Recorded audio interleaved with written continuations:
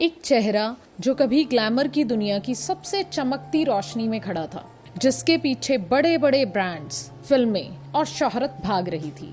लेकिन फिर एक दिन उसी चेहरे ने आईने से नजरें फेर ली, बालों का त्याग किया, नाम बदला और दुनिया की भीड़ छोड़कर हिमालय की खामोशी में खो गई। सवाल बस इतना है कि आखिर ऐसा क्या देखा था उसने उस चमकती दुनिया के पीछे। देखिए, बात है साल 1990 के दौर की। उस समय इंडिया के प्राइम मिनिस्टर नरसिम्हा राव और फाइनेंस मिनिस्टर मनमोहन सिंह ने एक बहुत बड़ा कदम उठाया। उन्होंने इंडियन मार्केट को पूरी दुनिया के लिए खोल दिया। अब जरा सोचिए कि इसके बाद क्या हुआ होगा। इंडिया बाहर की हर तरह की कंपनी के लिए एक बहुत बड़ी मार्केट साबित हुआ। दुनिया की हर एक कंपनी की नज़र अब इंडिया पर थी।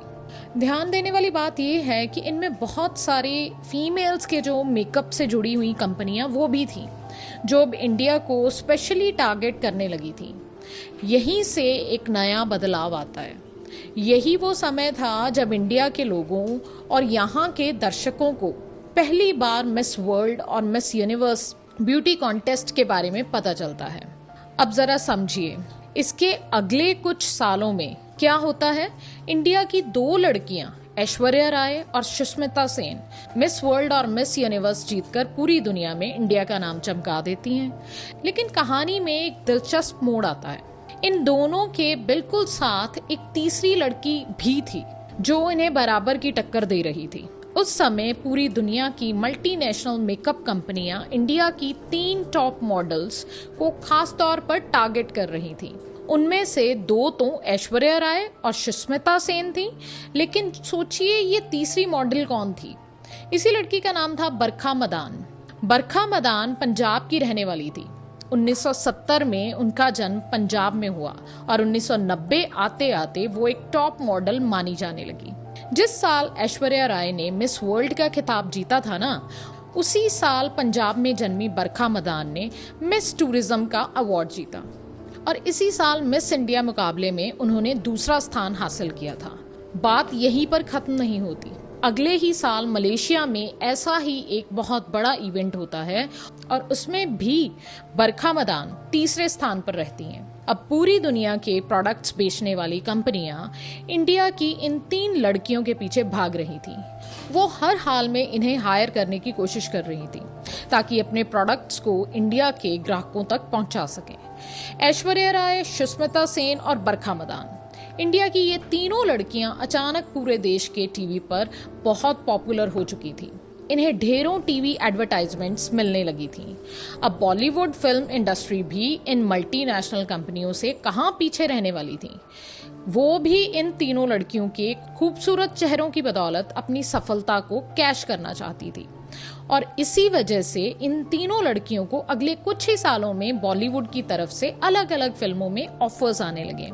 देखिए, ऐश्वर्या राय और सुष्मिता सेन के बारे में तो आपको काफ़ी चीज़ें पता होंगी, लेकिन आज का अपना ये वीडियो खास तौर पर पंजाब की जन्मी बरखा मदान के ऊपर है। अब हम बात करने जा रहे हैं बरखा मदान को मिली उस पहली फिल्म की। ये वो फिल्म थी जिसने ना सिर्फ बरखा मदान को बल्कि बॉलीवुड के सुपरस्टार अक्षय कुमार को भी फर्श से अर्श तक पहुंचा दिया। एक ऐसा नाम अक्षय कुमार के साथ हमेशा के लिए जुड़ गया और वो नाम था खिलाड़ी। जी हाँ, ये फिल्म थी खिलाड़ियों का खिलाड़ी। इस फिल्म में अक्षय कुमार, रेखा, रवीना टंडन और बरखा मदान ने काम किया था। लेकिन 2 लोगों के लिए ये फिल्म बहुत स्पेशल साबित हुई। पहले तो अक्षय कुमार, क्योंकि हमेशा के लिए ये फिल्म उनके नाम के साथ जुड़ चुकी थी और इसी फिल्म ने उन्हें सुपरस्टार का दर्जा दिलाया। और दूसरी थी बरखा मदान। सोचिए, बॉलीवुड में अपने बिल्कुल स्टार्टिंग करियर में ही अगर किसी को इस तरह की सुपरहिट फिल्म मिल जाती है तो शायद ये फिल्म जगत में काम करने वाले हर लड़के या लड़की का सपना होगा। इसके बाद आती है राम गोपाल वर्मा की एक और फिल्म का नाम है भूत। आप तो जानते ही हैं कि बॉलीवुड में भूत प्रेतों के टॉपिक पर बहुत ज्यादा फिल्म नहीं बनती और अगर बनती भी है तो उन्हें ना बहुत ज्यादा सफलता मिलती है और ना ही किसी क्रिटिक्स का प्यार। लेकिन राम गोपाल वर्मा की भूत इन सब चीजों में एक मील का पत्थर साबित होती है और आपको जानकर हैरानी होगी कि इस फिल्म में बरखा मदान ने खुद उसी भूत का किरदार निभाया था जिससे थिएटर में लोग डर डर कर बाहर की तरफ भागते थे। आज भी बरखा मदान का निभाया हुआ ये भूत का रोल, जो इस फिल्म में मंजीत नाम का कैरेक्टर था, हमेशा के लिए याद रखा जा सकता है। इसी साल बॉलीवुड में समय नाम की एक फिल्म बनाई जाती है, जिसमें इंडिया की एक समय की 2 टॉप मॉडल्स सुष्मिता सेन और बरखा मदान को एक साथ लाया जाता है। लेकिन बरखा मदान सिर्फ बड़े पर्दे तक ही सीमित नहीं थी। इसके अलावा छोटे पर्दे पर भी उन्हें जो जो रोल्स मिलते रहे वो लगातार करती रहीं। लेकिन क्या आप जानते हैं इसके पीछे की असली वजह क्या रही होगी? असल में इसके पीछे कारण था कि बड़े पर्दे के पीछे की एक काली और स्याह दुनिया, जिससे वो परेशान हो चुकी थी।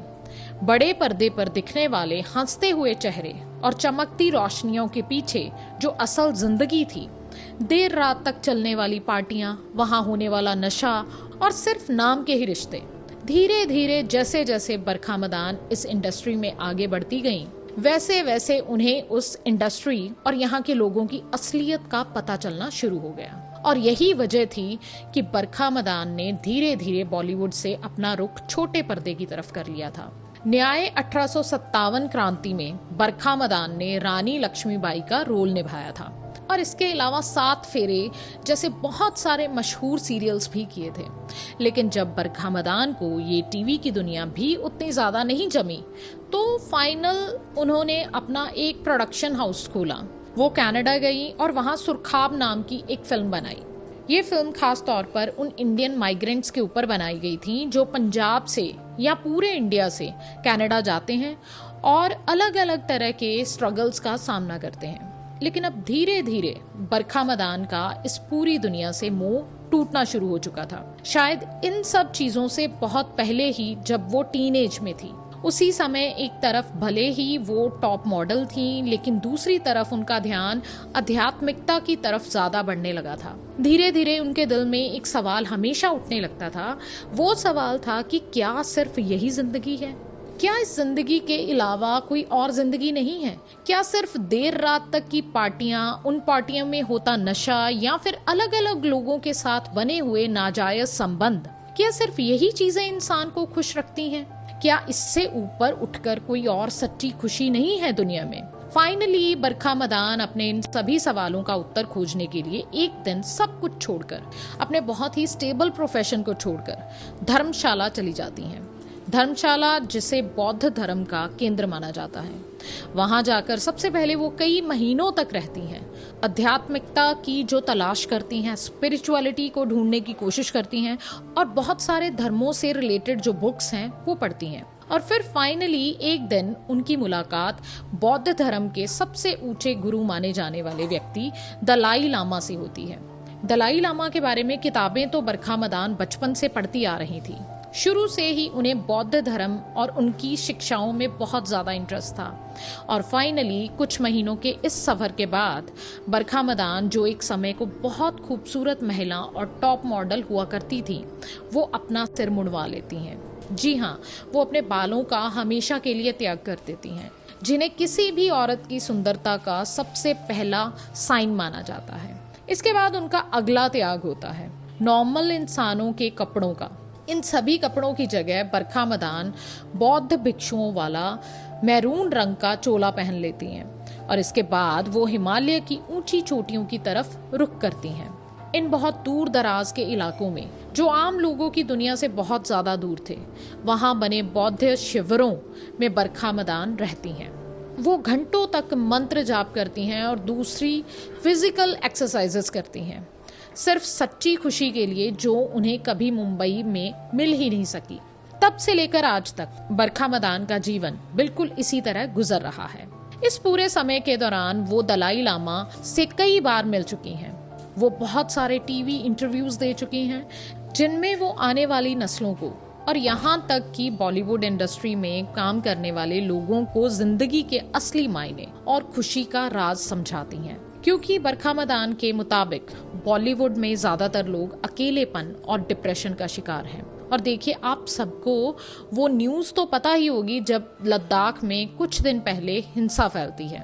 लद्दाख के लोग अपनी आज़ादी की बात करते हैं और सोनम वांगचुक, जो लद्दाख का एक बहुत बड़ा और नामवर चेहरा है, अब क्योंकि बरखा मदान भी उस समय अपनी ज़िंदगी के पिछले कई सालों से लद्दाख या उससे भी ऊपर की चोटियों पर अपना समय बिता रही थी, तो वो भी कई बार सोनम वांगचुक से इसी सिलसिले में मिलती हैं।